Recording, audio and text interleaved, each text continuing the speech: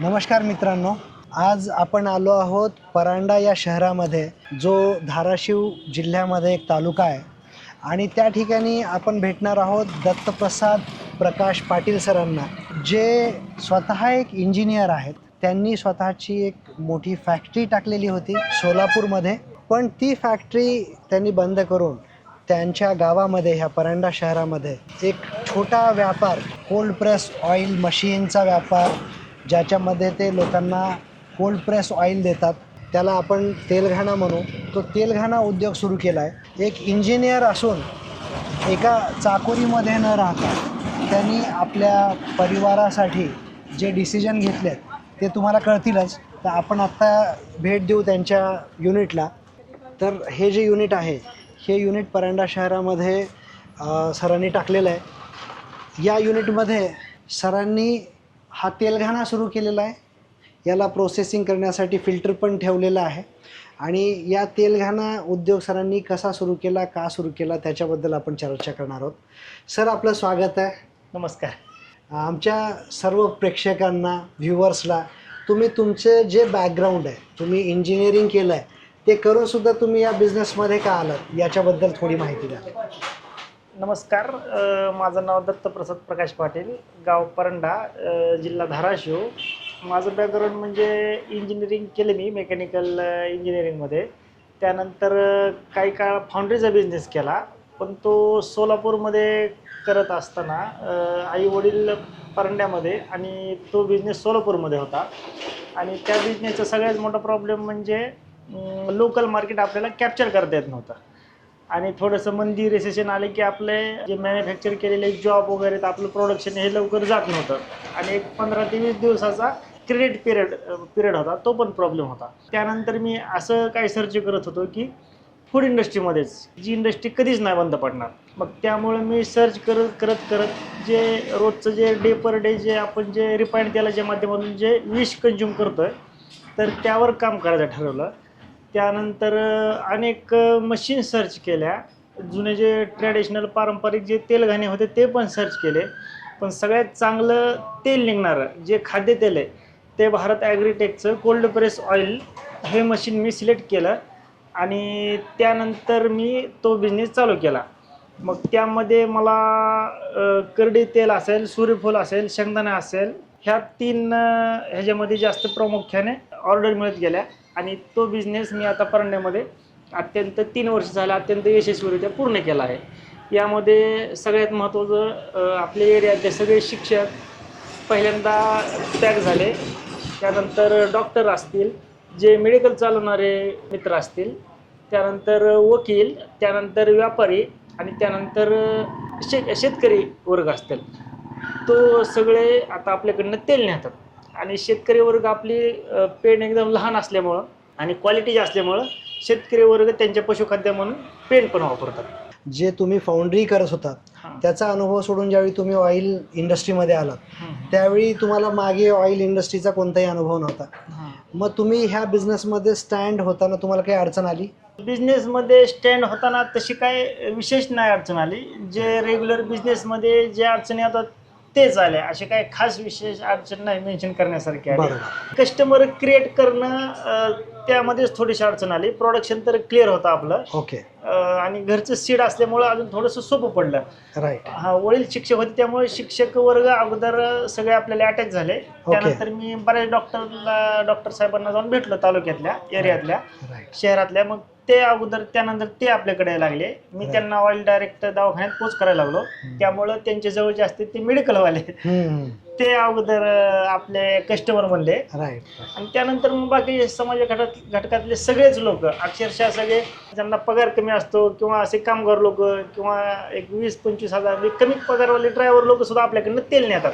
Okay. का तर ते तेल आपलं थोडंसं मार्केट रेटपेक्षा थोडंसं जरी महाग असलं तरी कमी लागतं.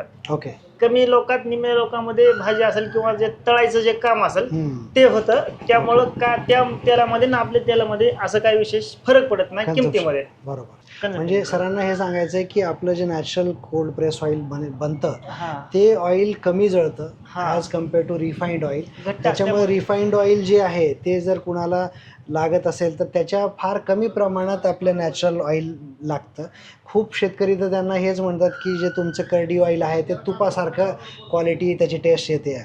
तसं तुम्ही म्हटलं ते तुमचं स्वतःच्याच शेतातलं निघालेलं सीड आहे. हो हो हो. लोक पण इथं चांगल्या क्वालिटीचं सीड तुमच्याकडे ते घेतात. Yes, yes. सर 2 प्रकारे बिझनेस करतात.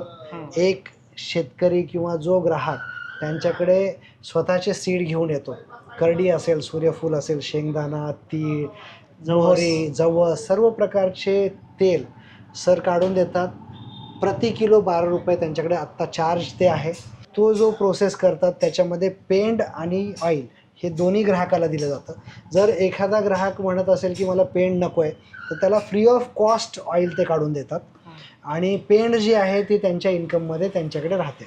आणि स्वतःच्या पण करडीचं किंवा स्वतःचे जे काही प्रोड्युसर्स आहेत जसं सूर्यफूल असेल, शेंगदाणा असेल त्याचं ऑइल काढून पण ते स्वतः विकतात. त्यांचा स्वतःचा ब्रँड आहे हा श्रीकृष्ण कोल्ड प्रेस ऑइल.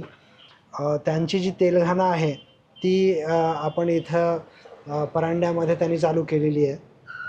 तर आणखीन एक गोष्ट महत्त्वाची मला सांगावीशी वाटते की सर आता कॅमेऱ्यासमोर एक्सप्रेस करू शकतात नाही करू शकत मला माहिती नाही, पण सर एकुलतं एक मुलगा आहे त्यांच्या आईवडिलांना आणि ज्यावेळी ते सोलापूरला राहत होते त्यावेळी आईवडील इकडे आणि हे सोलापूरला. वडील रिटायर होऊन आता 10 वर्ष झाले. वडिलांना सुद्धा हे इच्छा होती की आपण मुलासोबत राहावं, मुलाला पण इच्छा होती की आपण वडिलांसोबत राहावं, पण तो टाईम मॅच होत नव्हता, तो बिझनेस मॅच होत नव्हता. पण ज्यावेळी तेल बिझनेस तुम्ही सुरू केला त्यावेळी सर इथे परांड्यात आले, इथे सेटल झाले.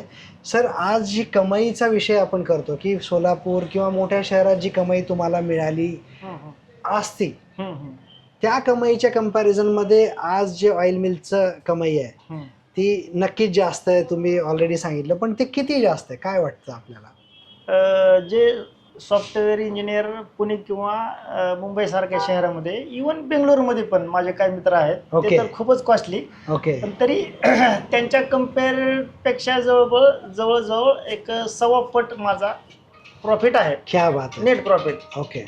ज्यांचा फारच पगार आहे त्यांच्या ऑलमोस्ट जवळ आहे, पण जे इन जनरल सॉफ्टवेअर इंजिनियरचा जेवढा पगार असतो त्याच्या 1 ते 1.25 पट माझा इन्कम परांड्यासारख्या लहान शहरामध्ये आहे. ओके.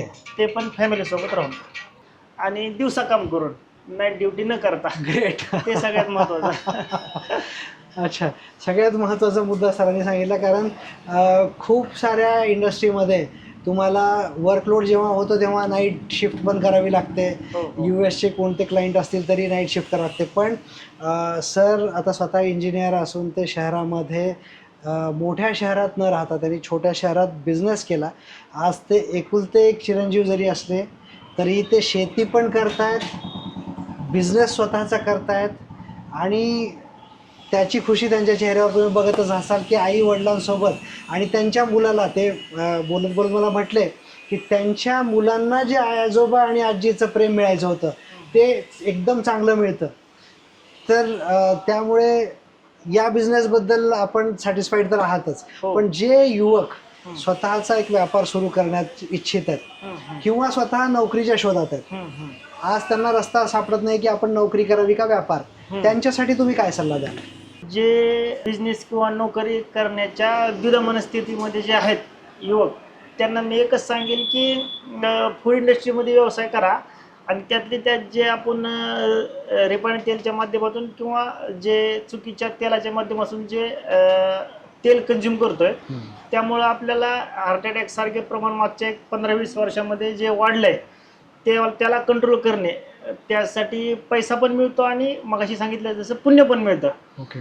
तर फूड इंडस्ट्रीमध्ये त्यातले ते तेलाचा जर बिझनेस केला तर चांगलं फायदेशीर राहू शकाल. तुम्हाला पण माझ्यासारखा जर व्यवसाय करायचा असेल तर आपण पण भारत ॲग्रीटेक लातूर या कंपनीची कोल्ड प्रेस ऑइल खरेदी करून तो बिझनेस करू शकता. त्याचा नंबर तुम्हाला स्क्रीनवर मिळेल.